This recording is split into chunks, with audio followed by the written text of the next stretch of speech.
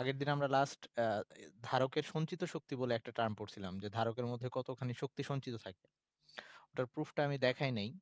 তা আবার ভাবলাম একটু ছোট্ট করে দেখাই দিই যে ওই ধারকের সঞ্চিত শক্তি যে হাফ কিউভি বা হাফ সিভি স্কয়ার ওই জিনিসগুলো কিভাবে আসছে সেটা যদি একটু দেখাইতে চাই তাইলে ধারকের সঞ্চিত শক্তি।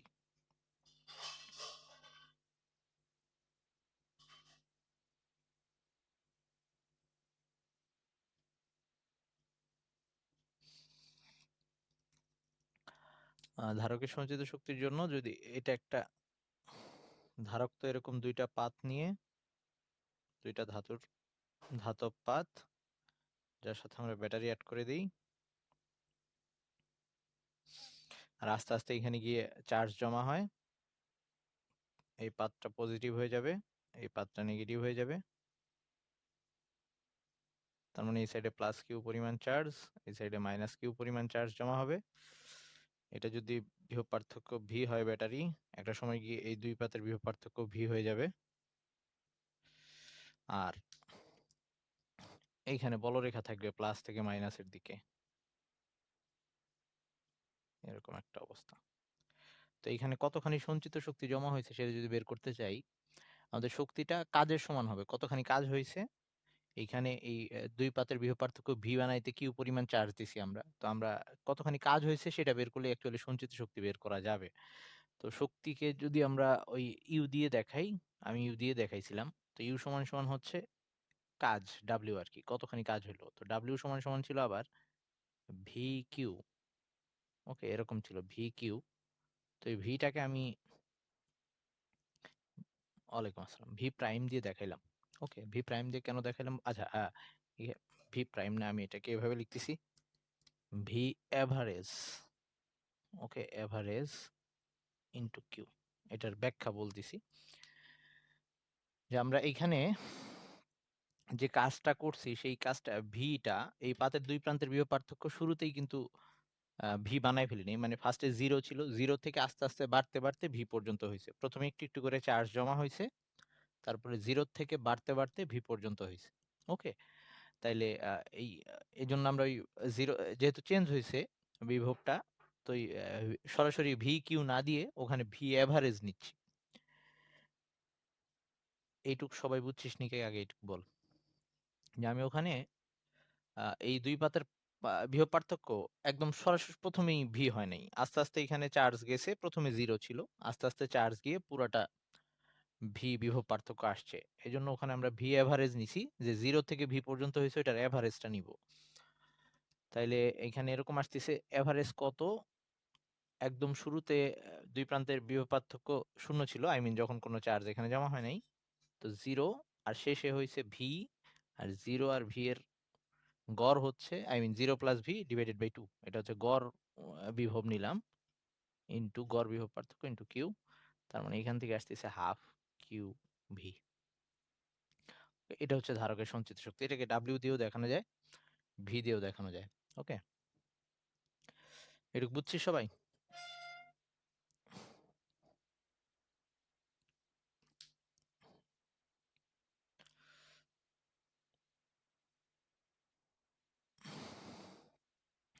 লেখা হইছে সবার?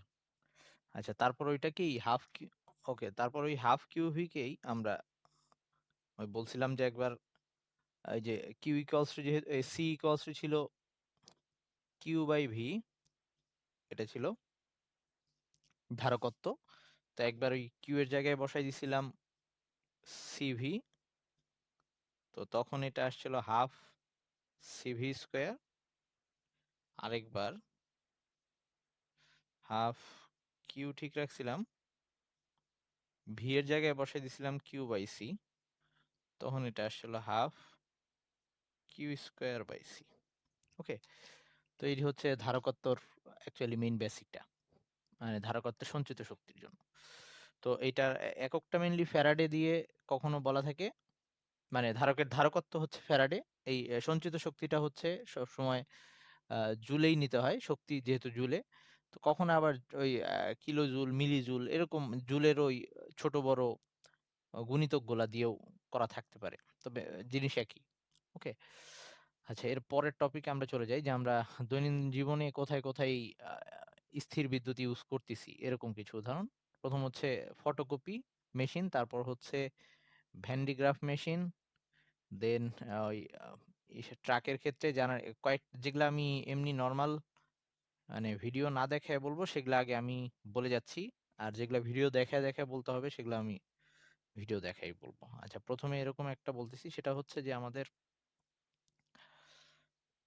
যে ওই আ তেলবাহী যে ট্রাকগুলা থাকে, জ্বালানি ট্রাকগুলা, সেই ট্রাকগুলা মধ্যে যখন সেগুলা ঝাঁকুনিতে ওইটার ভিতরে যে পেট্রোল বা ডিজেল যাই থাকুক না কেন, সেটার মধ্যে ওই ঝাঁকুনিতে উম ধাতব গায়ের সাথে ট্রাকের বা ওই যে ট্যাঙ্কারটা আছে সেইটার মধ্যে তেলের সাথে ওই আ দেয়ালের ঘর্ষণে চার্জ উৎপন্ন হইতে পারে।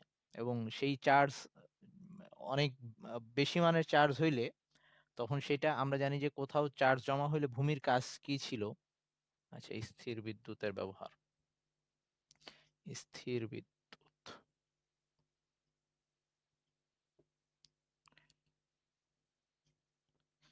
ভূমি নরমালি কি করত যে কোথাও যদি চার্জ বেশি জমা হয়ে যায় তাইলে সে যদি কোথাও এরকম হয়ে যায় পজিটিভ চার্জ হয়ে যায় কোনো একটা বস্তুতে, খুব বেশি পরিমাণে হয়ে গেলে যদি ভূমি তার সাথে কানেকশন পায় তাহলে সে কি করবে? ওই আ চা ইলেকট্রন পাঠায় দিয়ে এটাকে ব্যালেন্স করে ফেলবে। এরকম একটা অবস্থা। কিন্তু যদি কোথাও এরকম হইলো অনেক বেশি মানের নেগেটিভ জমে গেল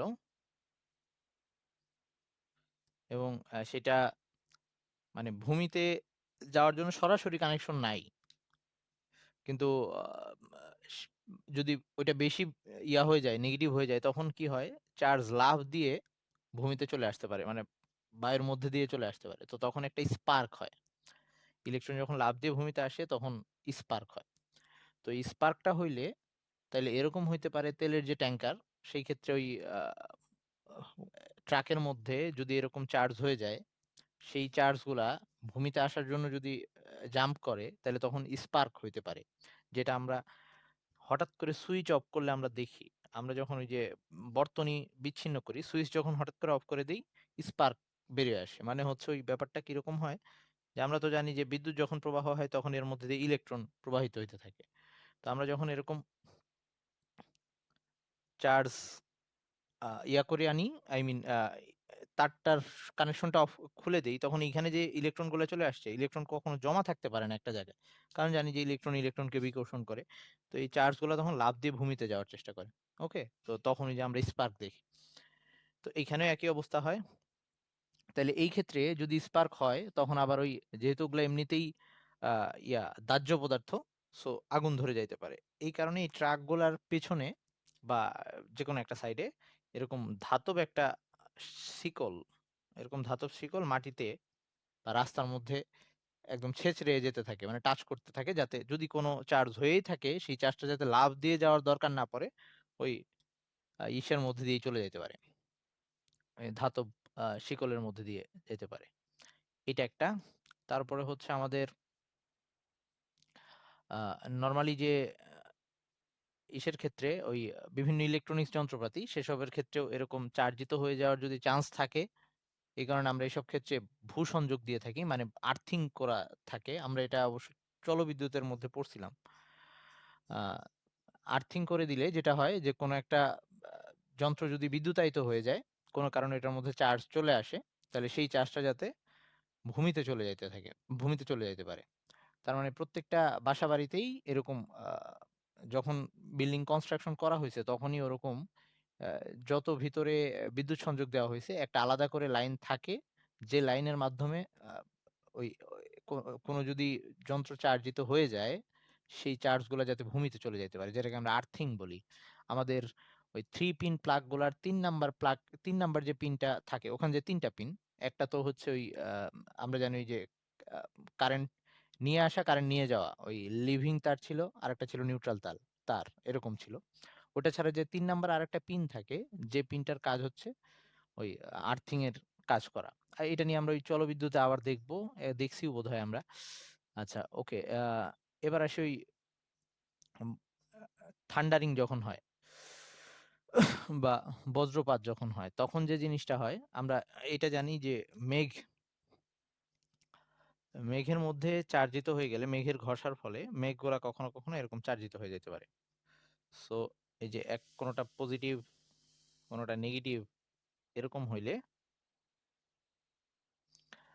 তো এই মেঘে মেঘে ঘর্ষণের ফলে যদি চার্জিত হয় মেঘগুলা তাহলে দুইটা ব্যাপার হইতে পারে। একটা হচ্ছে এখান থেকে এই যে ইলেকট্রন লাফ দিয়ে এটাই চলে আসতে পারে। তখন এখানে আমরা স্পার্ক দেখবো। ওকে, তো এই যে স্পার্ক দেবো এইটা হইলে সমস্যা নাই, ওটা আমরা বিদ্যুৎ চমক দেখতেছি। কিন্তু যদি এরকম হয় যে ওই ইলেকট্রন গুলা পাশের মেঘে না গিয়ে ভূমিতে চলে আসার চেষ্টা করে, তখন ঝামেলাটা হবে। মানে তখন সেটা ওই একটা ছোট পথ খুঁজবে, মানে ক্ষুদ্রতম পথ খুঁজবে যেটা দিয়ে সরাসরি সে ভূমিতে যাইতে পারবে। তো তখন যেটা হবে সে কোনো একটা ওয়ে খুঁজে নিবে বা অবলম্বন খুঁজে নিবে যার মধ্যে দিয়ে যাবে। এখন সেটা নরমালি সে আশেপাশের যে জিনিসটারে উঁচু পাবে। তো এরকম ফাঁকা মাঠের মধ্যে যদি কোনো গাছ থাকে তাইলে সে ওই গাছের মধ্যে দিয়ে যাওয়ার চেষ্টা করবে। এরকম কোনো মানুষ দাঁড়ায় থাকলে সেই মানুষের মধ্যে দিয়ে যাওয়ার চেষ্টা করবে। মানে সে দ্রুত একটা পরিবাহী পথ খুঁজে নিবে। বাতাসের মধ্যে যতক্ষণ আসতিছে বাতাস অপরিবাহী, তার মধ্যে দিয়ে আসতিছে এরকম একটা অবস্থা। তারপরে সে বাতাসের মধ্যে দিয়ে যাওয়ার সময় মাঝে যদি কোনো পরিবাহী পদার্থ পায় তাহলে সেটার মধ্যে দিয়ে যাবে যাতে দ্রুত ভূমিতে যাইতে পারে। হ্যাঁ, বাতাসে আয়নিত করে বলতে বাতাসে যেহেতু জলীয় বাষ্প, তারপর হচ্ছে যে ইয়াগুলা আছে, আই মিন পানির অণু, অক্সিজেন অণু এগুলার মধ্যে দিয়ে এই চার্জ গুলা যাওয়ার সময় এগুলাকে আয়নিত করে ফেলতে পারে। আয়নিত করার মাধ্যমেই অ্যাকচুয়ালি সে যায়। তো এই যে আহ, তার তার মানে ওই আগের ব্যাপারটাই ঘটতেছে। আগের ব্যাপারটা কি হইতো ওই যে একটু আগে যেটা বললাম যে গাড়ির থেকে চার্জটা ভূমিতে চলে আসতে পারতো এরকম হইতো। এখানেও তাই হবে। কিন্তু সে সবসময় ট্রাই করবে একটা পরিবাহী পথ খুঁজে নিতে। সো এটা এই বিদ্যুৎটা ভূমিতে আসার সময় সবচেয়ে কাছাকাছি যে জিনিসটা পাবে, তার মানে সবচেয়ে উঁচু যেটা পাবে। তো যদি এখানে এরকম হয় যে আ স আশেপাশের সব বিল্ডিং গুলোর মধ্যে যে বিল্ডিংটা উঁচু, তার উপরে এই বিদ্যুৎটা যাওয়ার চান্সটা বেশি থাকবে এবং যার মধ্যে দিয়ে যাবে ওটাকে পুড়ায় ফেলবে। এরকম একটা অবস্থা হবে। তো এটাকেই আমরা অ্যাকচুয়ালি ওই ব বজ্রপাত বলতেছি অথবা থান্ডারিং বলতেছি। আর বিদ্যুৎ চমকটা হচ্ছে ওই যখন ওই স্পার্ক যেটা দেখি আমরা। তো এখন এইটাকে আমরা কিভাবে রোধ করতে পারি? তো রোধ করার জন্য যে ব্যাপারটা যে আমাদের তাইলে এটাকে যেগুলা চার্জিত আছে এগুলাকে চার্জ নিরপেক্ষ বানায় ফেলতে হবে। তো এটার জন্য যেটা করা হবে যে ওই যে বিল্ডিং গুলা, উঁচু বিল্ডিং গুলা যেগুলা সেগুলার উপরে আমরা এরকম একটা এই সূচালো অগ্রভাগ যুক্ত একটা পরিবাহী এবং যার নিচে তার দিয়ে এরকম সেটাকে ভূমির সাথে কানেক্ট করে দিব। ওকে? যে বিল্ডিংটা আছে বিল্ডিং এর উপরে, অবশ্যই এটা বিল্ডিং এর উপরে থাকবে। কারণ সে যাতে বিল্ডিং এর আশেপাশে কোথাও সৃষ্টি হইলে বা যে কাঠামোকে আমি রক্ষা করতে চাচ্ছি, আশেপাশে কোথাও সৃষ্টি হলে এটা দিয়ে যাওয়ার চেষ্টা করবে। বিল্ডিং এর মধ্যে দিয়ে যাবে না। কারণ এটাই তার চেয়ে উপরে আছে এরকম একটা অবস্থা। তো এই সূচালো অগ্রভাগ থাকার কারণ হচ্ছে ওই বলছি যে সূচালো অগ্রভাগের মধ্যে চার্জ তো একটা আরেকটাকে বিকর্ষণ করে। সো ওই অল্প জায়গায় চার্জ যদি থাকে, খুব বেশি বিকর্ষণ হয় চার্জের মধ্যে তখন সেগুলা ছিটকে বের হয়ে আসতে পারে। এরকম হয়। তো এরকম যদি অবস্থা হয় তাহলে যেটা হবে যে এখানে যদি পজিটিভ চার্জ থাকে তাহলে এইখান থেকে এরকম আ ইলেকট্রন গুলা ভূমি থেকে এখানে গিয়ে এখানে জমা হবে। ইলেকট্রন গুলা জমা হবে এবং ইলেকট্রন এইটার এইখান থেকে ওই মেঘের মধ্যে গিয়ে আস্তে, আস্তে মানে এর উপরে যে মেঘের অংশ আছে সেটাকে ফার্স্টে নিউট্রাল করবে। তারপরে উপরেরটা এভাবে পুরা নিউট্রাল করে ফেলবে পুরা জায়গাটা। আবার উল্টাটাও হইতে পারে যে যদি এইটা এরকম নেগেটিভ চার্জে চার্জিত হয়ে যায় তাহলে যাতে চার্জ যদি চলেও আসে এইটা দিয়েই যাতে ভূমিতে যায়। তো এটাকে আমরা বর্জ্য বজ্র নিরোধক দণ্ড হিসেবে বলতেছি। তো আমি এখন এগুলো একটু ভিডিও দেখে বুঝাই, তাহলে বুঝতে সুবিধা হবে। এগুলা থেকে যখন কোশ্চেন আসে তখন মেইনলি বড় কোশ্চেন আকারে গ বা ঘতে আসে। আচ্ছা, আরো একটা বাদ আছে সেটা হচ্ছে আমরা রং স্প্রে যখন করতে যাই, রং স্প্রে করার জন্য এমনি নরমালি আমরা ব্রাশ দিয়েও রং স্প্রে করতে পারি। কিন্তু যদি এরকম আ কাঠামো হয় যেটার মধ্যে অনেক বেশি আই মিন জটিল গঠন, যেমন একটা গাড়িতে যদি ব্রাশ দিয়ে রং স্প্রে করতে যাই হয়তো সব জায়গায় সমানভাবে রংটা লাগবে না। এরকম যদি হওয়ার চান্স থাকে তো এই ক্ষেত্রে বা টাইমও বেশি লাগবে। তো এইসব ক্ষেত্রে আমরা যেটা করতেছি যে রংটাকে স্প্রে করব সেই রংটা স্প্রে প্রত্যেকটা রঙের দানাগুলাকে একটা নির্দিষ্ট চার্জে চার্জিত করে নিচ্ছি। হয় সেটাকে পজিটিভ অথবা নেগেটিভ। যদি রঙের দানাগুলাকে পজিটিভ করি তাহলে যে কাঠামোটাতে আমি রং করতে চাই সেটাকে নেগেটিভ করে নিব। অথবা রঙের দানাগুলাকে যদি আমি নেগেটিভ করি তাহলে যে কাঠামোতে রং করতে চাই সেটাকে পজিটিভ করে নিব। তারপরে জাস্ট রং স্প্রে করলেই একটা ২ টা যেহেতু পরস্পর বিপরীত চার্জ সব জায়গায় গিয়ে ওই চার্জিত বস্তুটা লেগে যাবে। আই মিন রংটা একদম কাঠামোর মধ্যে সুষমভাবে সব জায়গায় যুক্ত হয়ে যাবে। আচ্ছা, আমি এখন একটু ভিডিওতে আসতেছি। বাকিগুলা বুঝাচ্ছি আস্তে, আস্তে। ওকে, আমরা এখন এই ফটোকপি মেশিনটা কিভাবে কাজ করে সেটা আগে একটু দেখি। তো ফটোকপি মেশিনের যে পার্টস গুলা দরকার সেগুলা হচ্ছে এই কয়েকটা পার্টস। একটা হচ্ছে একটা ল্যাম্প, যেটা দিয়ে আমরা ওই যে কাগজটাকে ফটোকপি করতে চাচ্ছি সেটাকে আলোকিত করব। আমরা ফটোকপি মেশিন দেখার সময় দেখি যে ভিতরে একটা লাইট জ্বলে আরকি, সেই লাইটটা এটা। তারপরে হচ্ছে একটা এখানে ড্রামের মতো থাকে যেটা আলো সেন্স করতে পারে। মানে এই আলোটা যে পড়লো সেই আলোটাকে সে সেন্স করতে পারে। এবং ওই যে আলো জায়গায় যে জায়গাটা আলো পড়বে না, যে জায়গাটায় আলো পড়তেছে না, মানে ওই লেখার যে ছায়াটা পড়বে, যে জায়গাটায় আলোটা আমরা দেখব না, সেই জায়গাটা চার্জিত হয়ে যাবে। তো আর এটা হচ্ছে টোনার, যেটা থেকে কালি গিয়ে ওই ড্রামের উপরে পড়বে। আর এটা হচ্ছে কনভেয়র বেল্ট, যেটা এখান থেকে কাগজটাকে নিয়ে বাইরে নিয়ে আসবে। এই হচ্ছে আমাদের মোটামুটি একটা ফটোকপি মেশিনের ভেতরে যা যা থাকে তার কম্পোনেন্ট গুলা। ওয়ালাইকুম আসসালাম। কিরে, তোর ঘুম ভাঙছে? আচ্ছা, তাহলে ধর আমরা আহ, এই শীটটাকে কপি করতে যাচ্ছি। তো ফার্স্টে যেটা হবে, এখানে শীটটাকে দেওয়া হয়েছে ফটোকপি মেশিনের ওই পর্শনে। তো হ্যালোজেন ল্যাম্প ওখানে গিয়ে আগে আলো ফেলবে। আলো ফেলে ওই পুরা কাগজটার উপরে আলো ফেলছে। পুরা কাগজটার উপরে আলো ফেললে সাদা অংশ থেকে আলো, কাগজের যেসব অংশে লেখা নাই সেসব জায়গা থেকে আলো প্রতিফলিত হয়ে ড্রামের উপরে পড়বে। ওকে, আর ওই যে যেখানে এ লেখা আছে, ওই যে এ যেটা দেখলাম, বা যেসব জায়গায় লেখা আছে ওই সব জায়গায় তো প্রতিফলিত হইতে পারবে না, আলো শোষণ ঘটবে।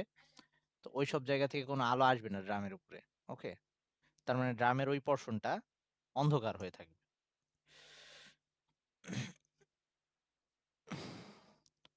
তো ড্রামের ওই পর্শনটা যখন অন্ধকার হয়ে থাকবে, যে জায়গাটা অন্ধকার হয়ে আছে ওই জায়গাটা একটা চার্জে চার্জিত হয়ে যাবে। ওকে, ওই জায়গাটা এখন নেগেটিভ চার্জে চার্জিত হয়ে গেছে।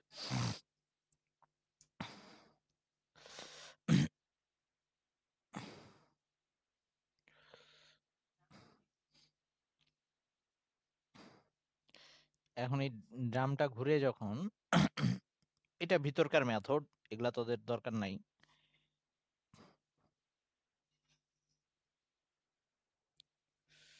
ওকে, এগুলো আমি বলছি যে এই সাদা অংশ থেকে আলোটা রিফ্লেক্ট হচ্ছে আর এই অংশটা আলোটাকে শোষণ করে নিচ্ছে। তো এখন যে অংশ জায়গায় আলোটা পড়ে নাই সেই জায়গাটা এরকম নেগেটিভ চার্জে চার্জিত হয়ে যাবে। এখন এরকম একটা অবস্থা হবে আর কি, এই এ শেপে চার্জিত হবে ওই জায়গাটা। তাহলে ওই জায়গায় আমরা এখন কালি স্প্রে করব, যে কালিটা পজিটিভ চার্জে চার্জিত। এই টোনা, এই যে এটা এখানে আসতেছে ঘুরে ড্রামটা, এই কালারে হচ্ছে পজিটিভ চার্জে চার্জিত কালি এখানে। ওকে, সেই কালিগুলাই নেগেটিভ চার্জের উপরে গিয়ে জমা হয়ে যাবে। তাহলে ওখানে ঠিক যেসব জায়গায় নেগেটিভ চার্জ ছিল সেসব জায়গায় ওই পজিটিভ চার্জ যুক্ত কালি জমা হয়। তার মানে ওই পুরা অক্ষরগুলার শেপে আমি ওখানে কালি পাবো। তো তারপরে এখানে এই কনভেয়ার বেল্টের মাধ্যমে কাগজ গিয়ে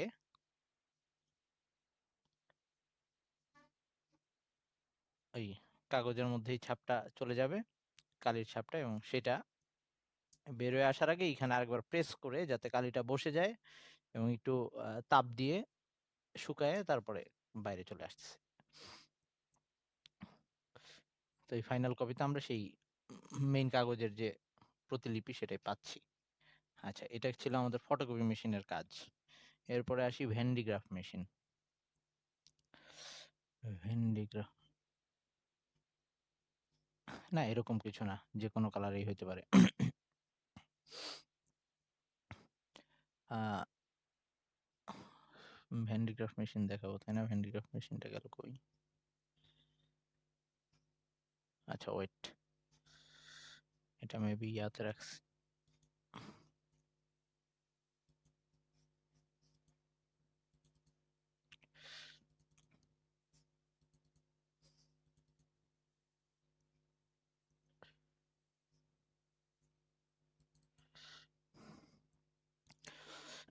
ওকে, ভ্যান্ডিগ্রাফ মেশিন হচ্ছে যে আমরা উচ্চ বিভব তৈরি করার জন্য এই যন্ত্রটাকে ইউজ করি। বিজ্ঞানী ভ্যান্ডিগ্রাফের নাম অনুসারে এটা ভ্যান্ডিগ্রাফ জেনারেটর হয়েছে।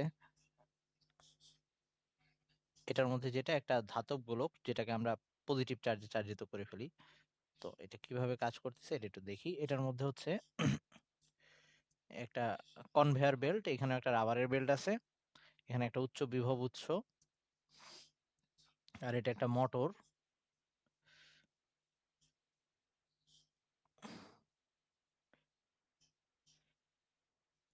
এখানে ঘর্ষণ সৃষ্টি করার জন্য এই যে সূচালো অগ্রভাগটা আর কি,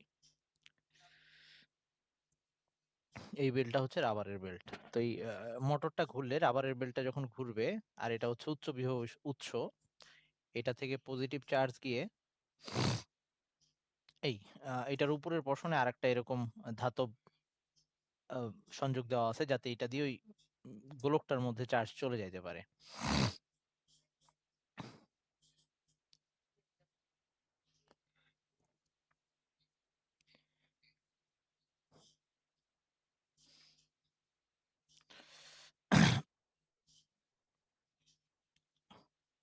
গোলকে অনেক বেশি চার্জ হলে স্পার্ক হবে, আশেপাশে যদি কোনো ইয়া আনি, ওরকম পরিবাহী দণ্ড নিয়ে আসি। আচ্ছা, এইখানে এরকম প্রথমে উচ্চ বিভব উৎস থেকে এই পজিটিভ চার্জ এটাই চলে যাচ্ছে। ওকে, এই বেল্টের মাধ্যমে গিয়ে এই বেল্ট ওই পর্যন্ত পৌঁছাবে।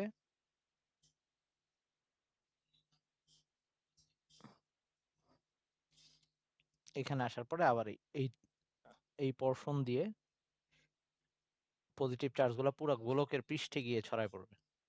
তাহলে আস্তে আস্তে এই পুরা গোলকটা পজিটিভ চার্জে চার্জিত হয়ে যাবে। এভাবে আমরা অনেক উচ্চমানের বিভব তৈরি করতে পারি, এবং এইটার অনেক ইউজ দেখাইছিলাম আমরা। এটা অনেক বেশি উচ্চ চার্জে চার্জিত থাকলে পাশে যদি আমরা আরেকটা চার্জিত বস্তু আনি, তাহলে স্পার্ক করবে, ওখান থেকে লাফ দিয়ে ইলেকট্রন একটা থেকে আরেকটায় যাওয়ার চেষ্টা করবে। এবং এই গোলকটাকে যদি আমরা হাত দিয়ে স্পর্শ করি, তাহলে আমাদের বডিতে চার্জ চলে যায় এবং আমাদের মাথার চুলগুলা সব দাঁড়ায় যাবে। আই মিন সবগুলা চুলও চার্জিত হয়ে যাবে, পজিটিভ চার্জে চার্জিত। দেখাইছিলাম মেবি আগের ভিডিওগুলো। এই এরকম স্পার্ক হওয়া শুরু হবে যদি বেশি চার্জ হয়। স্পার্ক হওয়ার মানে হচ্ছে ওই হ্যাঁ, এই যে স্পার্কটা যে হইলো, মানে সে বাতাস থেকে বা ভূমি থেকে ইলেকট্রন নিয়ে নিচ্ছে, এরকম হচ্ছে। আচ্ছা, এটার তো আর কিছু বাদ আছে মনে হয়। এটা দেখাইছিলাম তোদেরকে, এইটার ভ্যান্ডিগ্রাফ মেশিনের এই যে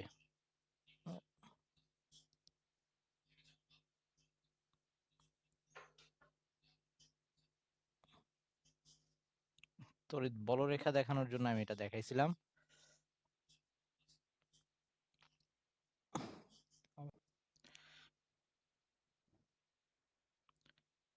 এটা হচ্ছে ওই ভ্যান্ডিগ্রাফ মেশিনে যখন বেশি চার্জ থাকে, তখন এটার আশেপাশে যদি আমরা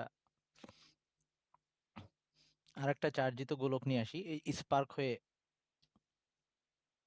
একটা থেকে আরেকটায় চার্জ চলে যাবে। স্পার্ক হচ্ছে।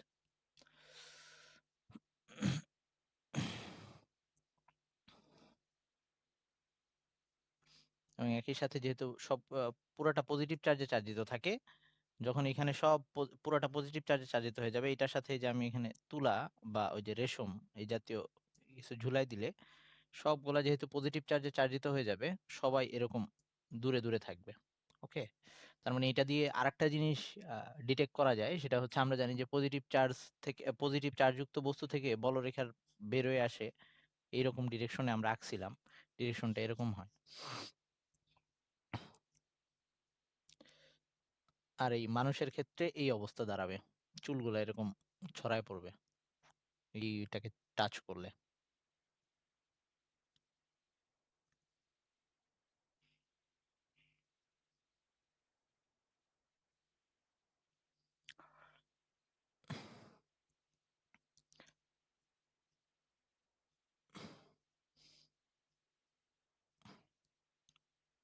বলরেখার ডিরেকশন বরাবর এইটা থাকবে, মুভ করতেছে এটা। যেদিকে বলরেখা আছে সেই দিকে এই ধাতব বস্তুটা মুভ মুভ করবে। আর এই যে আমরা বলছিলাম যে ২ টা পজিটিভ চার্জে চার্জিত বস্তুর মাঝে যে বলরেখা থাকে না, সেটাও এইখান থেকে ডিটেক্ট করা যায়। এই যে বলরেখার ডিরেকশন গুলা, এই মাঝখানে কোনো বলরেখা নাই। ওকে, থাকুক। এই আমরা মোটামুটি দেখছিলাম এই চ্যাপ্টারে। এটাই ছিল লাস্ট পোরশন। আর আর কিছু বাদ নাই। তারপরে যদি তোদের কারো কোনো প্রবলেম থাকে তাহলে নেক্সট দিন ওইসব প্রবলেম নিয়ে আলোচনা করবো, আর একই সাথে এগুলার কিছু ম্যাথ দেখবো ইনশাল্লাহ। সেই পর্যন্ত সবাই ভালো থাকিস। আল্লাহ হাফেজ। আই মিন বজ্রপাত নিরোধনের ক্ষেত্রে বা যদি আমরা থান্ডারিংটা থেকে সেফ থাকতে চাই, সেই ক্ষেত্রে আমরা কোন ব্যাপারটা ইউজ করব সেটা একটু দেখাচ্ছি।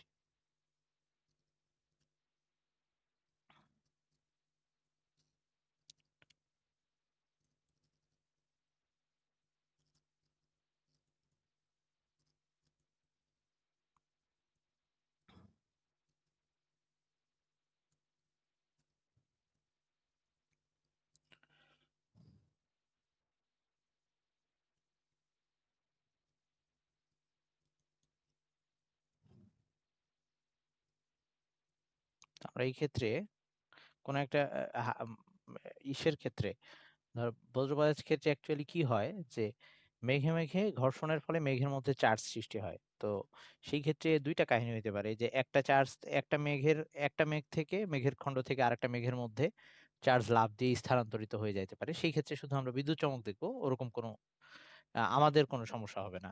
কিন্তু যদি এরকম হয় যে ওই চার্জ গুলা লাফ দিয়ে ভূমিতে এসে যাওয়ার চেষ্টা করতেছে, মানে ওই উপর থেকে ভূমিতে আসার চেষ্টা করতেছে, তখন সে ভূমিতে আসার সময় শর্টকাট কোনো পথ খুঁজবে যেখানে দ্রুত চলে যাওয়া যায়। তো এরকম শর্টকাট পথ খুঁজতে গিয়ে সে উঁচু যে কাঠামো পাবে তার মধ্যে দিয়ে আসার চেষ্টা করবে। তাহলে আমরা কি যদি এরকম হয়, এখানে কখনো এরকম বড় রকম থান্ডারিং হয়, তাহলে এই বিল্ডিং এর মধ্যে দিয়ে যাওয়ার চেষ্টা করবে, এই বিল্ডিংটা ক্ষতিগ্রস্ত হবে। তো এই জন্য এই স্ট্রাকচার গুলোকে ঠিকঠাক করার জন্য এই বিল্ডিং যত উঁচু, তার চেয়ে একটু উঁচু একটা পরিবাহী তার উপরে যুক্ত করে পুরাটাকে এই নিচ পর্যন্ত এনে ভূমির সাথে সংযোগ দেওয়া হবে। তো তাতে যে অবস্থাটা হবে, এই ভূমিতে কখনো মেঘে কখনো চার্জ জমা হয়ে গেলে, তাহলে সেই চার্জটা এই দণ্ডের মাধ্যমে নিচে চলে আসবে, আস্তে আস্তে ভূমিতে চলে আসবে। এই আস্তে আস্তে স্থির তড়িৎ আবেশ প্রক্রিয়ায় বা ওই যে আমরা জানি যে কোথাও নেগেটিভ চার্জ যুক্ত হলে সেটা ভূমিতে চলে আসে। তো তখন এটা নর্মাল না হয়ে, আই মিন বাতাসের মধ্যে দিয়ে না এসে এই দণ্ডের মধ্যে দিয়ে চলে আসবে। এর ফলে ওই বিল্ডিংটা রক্ষা পাবে আর কি। ওকে, তো এই ব্যাপারটা হয় আমাদের এই থান্ডারিং যখন হয় সেই ক্ষেত্রে। তো আস্তে আস্তে সেগুলা এই নিউট্রাল হয়ে যাচ্ছে। তো এই হচ্ছে মোটামুটি অবস্থা। আর যদি আমরা এইরকম কোনো প্রোটেকশন না রাখি, সেক্ষেত্রে সেটা ওই বিল্ডিং এর মধ্যে দিয়ে যাওয়ার চেষ্টা করবে, সেক্ষেত্রে বিল্ডিং ক্ষতিগ্রস্ত হবে, বা মানুষ থাকলে সেই মানুষের ক্ষতিগ্রস্ত হবে, এরকম একটা ব্যাপার। আচ্ছা।